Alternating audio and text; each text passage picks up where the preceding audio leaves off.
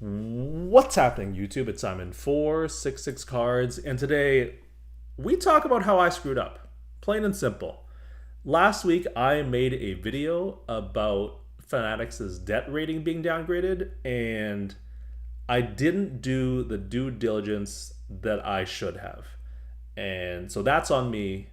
Just to be totally transparent, I saw other content out there talking about Fanatics' debt being downgraded, and I assume that those folks had also done their due diligence and research into whether or not the company that they were talking about was actually the part of Fanatics, or at least the parent company that was tied to collectibles.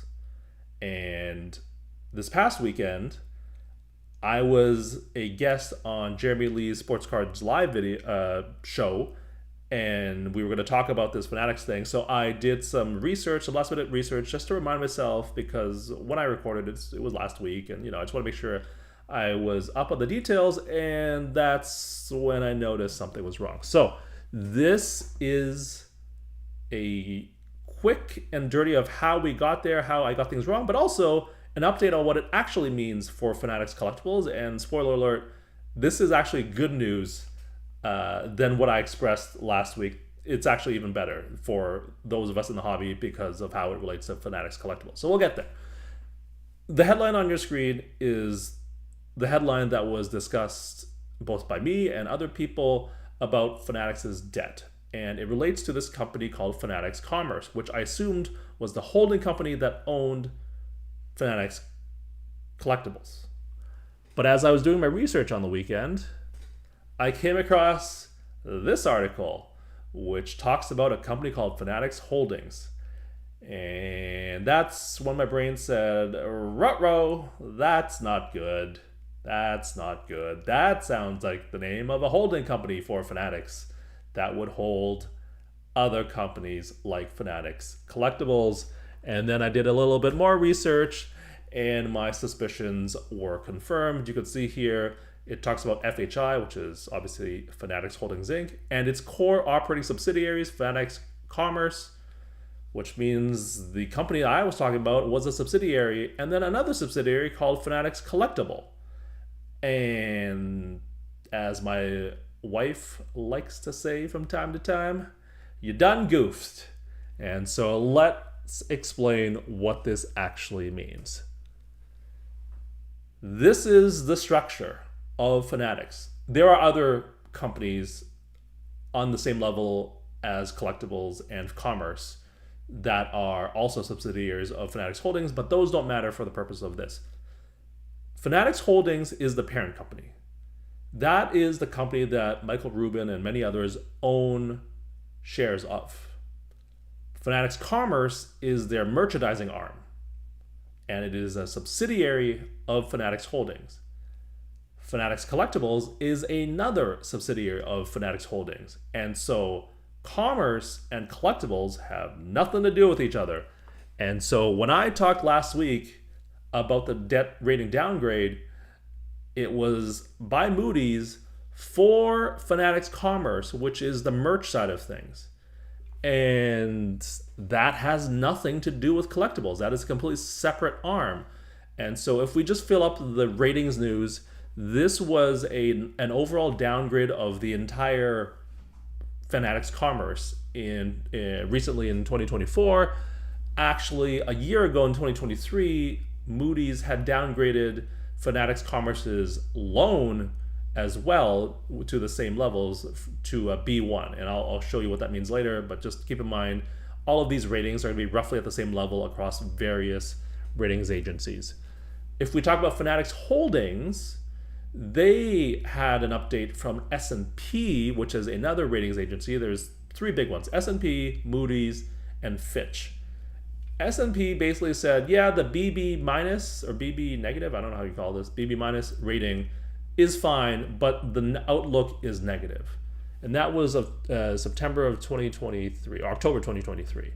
And then Fitch in December of 2023 downgraded Fanatics Holdings as well. And you might be saying, Simon, that's great, but we're here for the hobby. We only care about the collectible space. So what does this all mean? What updates are there from a debt rating perspective for Fanatics Collectibles? And so that's what we're going to talk about here. First up, this is from Fitch, one of the 3 ratings agencies that I just talked about. See here, I'm actually on the website. This is from December of 2023. And yes, they downgraded their default rating, basically their debt, in December of 2023 from B plus, to B plus from BB minus. And so if you're wondering what that means, BB plus is up here, BB minus is down here for Fitch. And so Fanatics is basically operating in this kind of space here across all 3 companies. Because if we look back here, this was at a B1 level, B1 level, BB minus level, right? So B1, and then BB minus, you can see it's at roughly the same level there. And so, yeah, back to this. So this is about collectibles, right? You can see here, this is about Fanatics Collectibles, and it is a downgrade from BB minus to B plus. And this was December of 2023. And so the secured credit facilities, including blah, blah, blah, blah, blah, is affirmed at BB plus. So that doesn't change. That the collectibles loan doesn't change. Their rating doesn't change, but as a whole, their default rating is downgraded. And if we scroll down further here, there are some interesting nuggets. First of all, it says here, investments at the collectibles subsidiary ahead of gaining the NBA and NFL rights in 2025 and 2026 will lead to losses because they don't get the money yet, right? Basically, they gotta wait for the licenses to start printing money. And so that is contributing to their negative EBITDA, which is earnings before interest, taxes, depreciation, and amortization. The other piece that's interesting here is good liquidity. It says here, as of Q3 2023, FHI, which is Fanatics Holdings, still has around $2 billion of cash on its balance sheet. That is a lot of money, spoiler alert. More importantly, it says that FHI's good liquidity profile also enables it to use cash from the parent to support subsidiaries if needed, i.e. if collectibles or commerce or other companies that Fanatics Holdings owns needs help. And so that's good. $2 billion, because as you will see in a little bit, the loan or the credit facility that Fanatics Collectibles has is $300 million, while Fanatics Holdings has $2 billion of cash on its balance sheet as of about a year ago. What it is now, it's unclear. And if I were to hazard a guess, I think that this money is meant to build up the gaming side of Fanatics and not the collectible side. But that is still a lot of money. And so that is the first good news. Even though this is a downgrade, this was a downgrade as of December of 2023. So that's the first thing. And this part is basically saying, yeah, like losses are expected until they get the NFL and NBA licenses, or at least earnings aren't going to be as good, right? So nothing here that is shocking to Fitch, it seems like. Now let's go to the next one. This is S&P, again, another one of the credit rating agencies. And so you could see here, this is from March of 2024, and they have lowered its rating on Fanatics Holding subsidiary Fanatics Collectibles from a BB minus to a BB minus from a BB normal, I guess. I don't know what we call that. So BB to a BB minus. You can see here, we're always in this like range right around here. So that's where it has been downgraded to. And this is where I mentioned the amount of their loan, which is a $300 million revolver and $248 first lien term loan. And let's keep in mind that, as we saw here, they have $2 billion of cash as of a year ago. How much it is now, I don't have access to that information. But compared to a loan of $248 million and also a revolving line of credit, basically, that's what this means, $300 million, they've got it covered and they could pay it off if they wanted to, but I feel like they want to hold that money back for the gambling side of things, if I were to hazard a guess, because that is probably going to take up a little bit more money, right? Because you're building a whole sports book from scratch and piecing different parts of the gambling side together, right? And so part of the downgrade is because they have increased their revolving line of credit to 300 million from 100 million in March. And so that's what is leading to the downgrade of, or part of this downgrade of Fanatics Collectibles. And this was in March of 2020. And again, this is from S&P. Now, the more recent update is from Fitch again. So this was the first thing that I talked about here. You can see here, as of May 2024, there was a review and no action was needed to change the rating. Their rating is still B+, which it was over here, B+, here it is. So this outlook was December 2023. As of May of 2024, it's still a B+, and this weird dot thing, which looks to mean stable, if we look at this thing here. So the last time they reviewed it, there wasn't an upgrade or downgrade. It was a no change, no action needed on Fanatics Collectibles.